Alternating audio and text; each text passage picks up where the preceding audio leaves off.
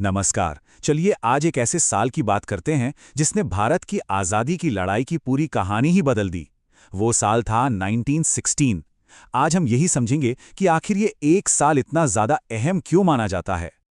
तो सवाल यही उठता है कि आखिर 1916 में ऐसा क्या हुआ था जिसने उसे इतिहास में इतना खास बना दिया।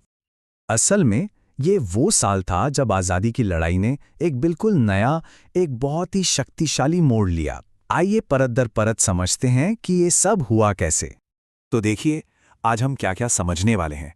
पहले हम देखेंगे कि कैसे दो बड़े आंदोलन एक ही लक्ष्य के लिए काम कर रहे थे। फिर होम रूल आंदोलन और लखनऊ पैक्ट की गहराइयों में उतरेंगे।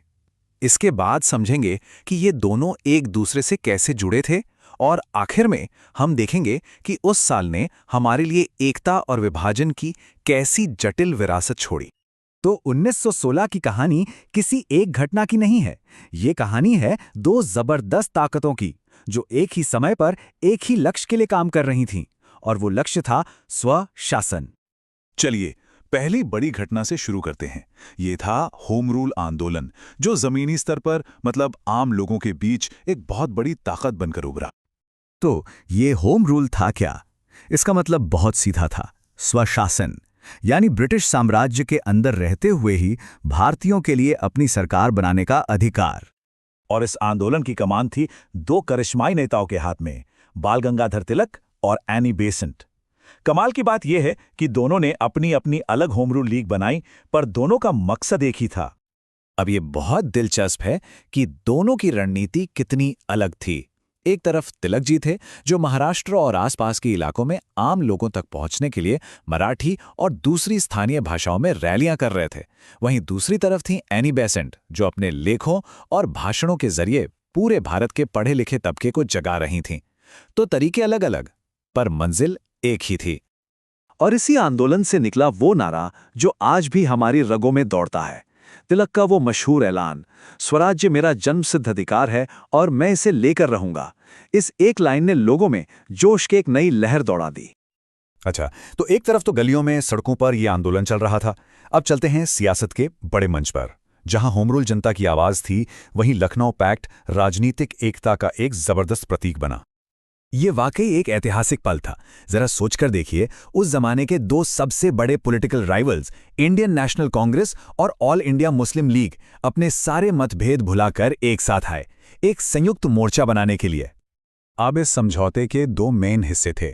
पहला तो ये कि ब्रिटिश सरकार के सामने मिलकर संवैधानिक सुधारों की मांग रखी जाएगी, और दूसरा एक ऐसा हिस्सा जो आगे चलकर बहुत विवादास्पद साबित हुआ, सांप्रदायिक प्रतिनिधित्व की व्यवस्था को मान लेना। तो ये पृथक निर्वाचन मंडल या सेपरेट इलेक्टोरेट्स था क्या? ये एक ऐसी व्यवस्था थी जहां सिर्फ मुस्लिम वोटर ही मुस्लिम उम्मीदवारों को वोट दे सकते थे। और यहीं पर बात सबसे अहम हो जाती है। इस समझौते के साथ कांग्रेस ने पहली बार इस सिद्धांत को आधिकारिक तौर पर स्वीकार कर लिया। ये एक ऐसा फैसला था जिसके नतीजे बहुत दूर तक जाने वाले थे। ये स्लाइड देखिए, ये उस समझौते का असर बिल्कुल साफ साफ दिखाती है। जरा इन आंकड़ों पर नजर डालिए। उस वक्त के संयुक्त प्रांत यानी आज के उत्तर प्रदेश में मुस्लिम आबादी थी 14%, लेकिन उन्हें विधान परिषद में सीटें कितनी मिली? 30%, मतलब आबादी के दोगुने से भी ज्यादा। ये एक ऐसा राजनीतिक समझौता था जिसने भारत की राजनीति को हमेशा के लिए बदल दिया। तो अब सबसे बड़ा सवाल, ये दोनों चीजें, ये आंदोलन और ये समझौता आपस में जुड़ी कैसे थीं? क्या ये सिर्फ एक इत्तेफाक था? बिल्कुल नहीं। देखिए, इन्हें अलग अलग देखना ही सबसे बड़ी गलती होगी। असल में ये एक ही कहानी के दो हिस्से थे, एक ही सिक्के के दो पहलू थे जो एक दूसरे को ताकत दे रहे थे। ये टेबल देखिए, इससे सब कुछ साफ हो जाता है। एक तरफ होम रूल आंदोलन, इसका काम था सड़कों पर उतरकर माहौल बनाना, लोगों के बीच स्वराज की बात फैलाना, यानी जनमत तैयार करना। और दूसरी तरफ था लखनऊ अधिवेशन। ये वो राजनीतिक मंच था जहां इस जनमत को, इस पब्लिक प्रेशर को ठोस राजनीतिक मांगों में बदला गया। मतलब एक ने जमीन तैयार की और दूसरे ने उस पर इमारत खड़ी की।